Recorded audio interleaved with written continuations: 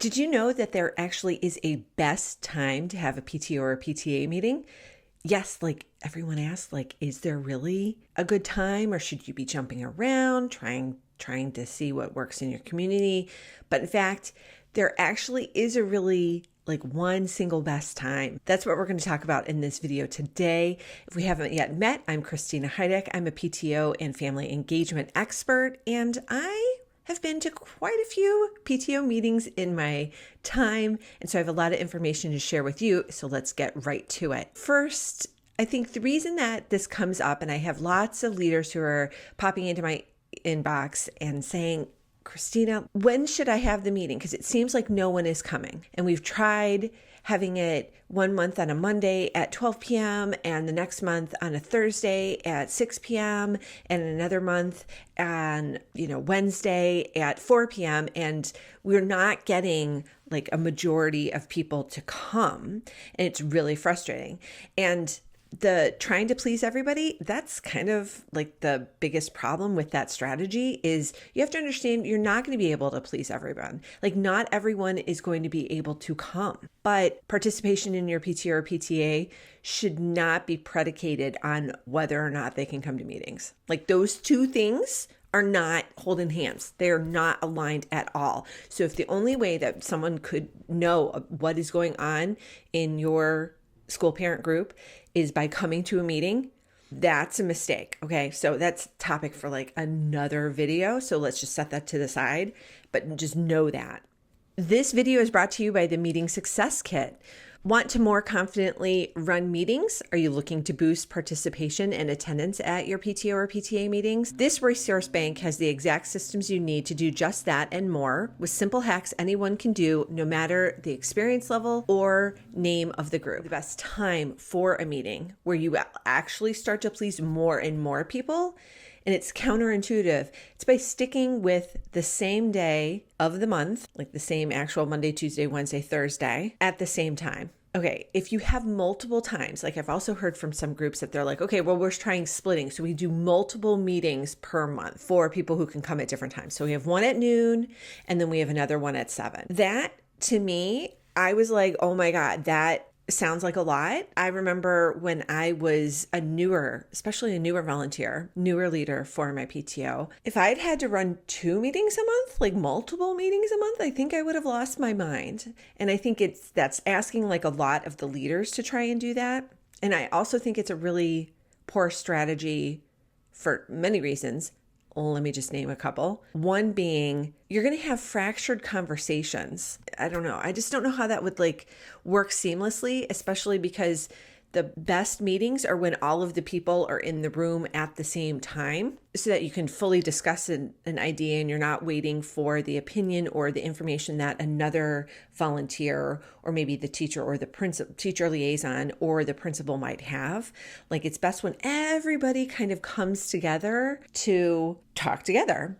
And so if you're having multiple meetings per month to try and reach the different audience, different members who are able to come at different times, then that can't happen because the principal's not going to be able to come to both meetings. I'm just betting because most times like one is enough for them.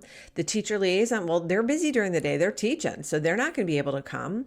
So you're going to miss out on that perspective because in meetings, it's not like everything's preordained. Like a lot of things kind of come up. Someone might bring an issue up that on the spot that maybe wasn't on the agenda, but you have time to address it. But if you don't, like I said, if you don't have the right stakeholders there, then you're not really going to have a productive meeting. And then getting back to the fractured discussions, like maybe somebody at noon brings up one point and then somebody at the 7 p.m. meeting brings up another point. I just think it would take forever to get things done, really. So I would not advise that. Too much on the leaders. It's just unnecessary.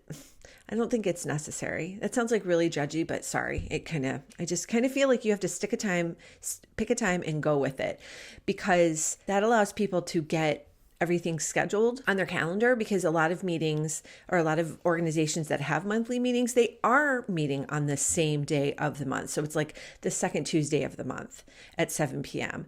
And as people become more familiar with the organization, it becomes easy to remember that. Just like, school board meetings aren't random. Like our school board meetings, I think are second and fourth or first and third. Shows you I'm not really. One of my very good friends is on the school board, which gives me an out for going to the school board meetings because she will kind of let me know what's going on and I can always check in with her. Okay, so that is my excuse for not going to that meeting. You probably, unless you have the same situation, you probably should be going to your school board's meetings. So anyway, they happen on a regular basis. That is my point. So it's not like in February we're meeting on the 1st and the 7th, or that would be too close, but you know what I mean. They're meeting on a regular basis. So your PTO should follow suit. This will allow people who are involved in other organizations to fit you into their schedule so they can start planning to attend. It's this consistency and the predictability that will allow parents to come on a more regular basis. Otherwise, I think if you're hopping around and it's all different days and times throughout the year, they're going to be awfully confused, and that's like a lot to track. So it's far easier if you've had that predictable day and time of third Tuesday of the month at 7 p.m. in the school library. Another reason that PTO leaders give for having meetings kind of earlier, and I should say like 7 p.m. is my preferred time because I think that is late enough after dinner for parents to come and have like dinner taken care of, kids started on homework, and kind of have that kind of squared away so they can get away for an hour or so. And it's also still early enough that you can have an hour-long meeting and be out of there by 8. So the pressure is, if you don't want to be out too late because your kids are young and they have to get to bed, well, you need to hurry up, follow that meeting agenda, stay on track, and discuss everything or see what needs to get tabled to the next month. But then you're out of there in an hour, so you're done by 8 and home by like 8:15, hopefully. That's kind of why I think that's a good time. If for parents who are working 9 to 5, I think any earlier than that, it is really hard, especially if they are working like downtown and they need to get home. Even that might kind of be a stretch. So anyway, I think 7 o'clock is like a really good time. It is not a great time for teachers and principals. I'll readily admit that, but the bulk of the work needs to be happening from the parents. Like it should work best for the parents. And if the principal needs to Zoom in or be FaceTimed in, so be it. I think that's totally fine if they're there. I'd rather have virtual attendance by the principal or the teacher liaison rather than no attendance. So for the teacher liaison, again, that's a late time. Our teacher liaisons, for the most part, throughout the years have like gone home and then come back. It's only once a month.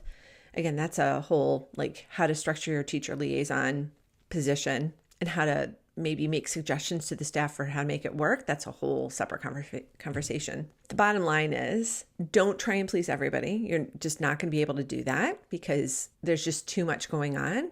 And it's better for you to be consistent in your meeting date and time for your PTO and PTA so that you actually will begin to maximize the amount of parents who can come when you are consistent, when you are predictable, when they know it's the third Wednesday of the month or whatever day that you end up picking. That consistency is really going to yield the best results for you and result in higher meeting attendance. So I hope this has been super helpful for you and giving you lots to think about, and I hope you will join me for my next video.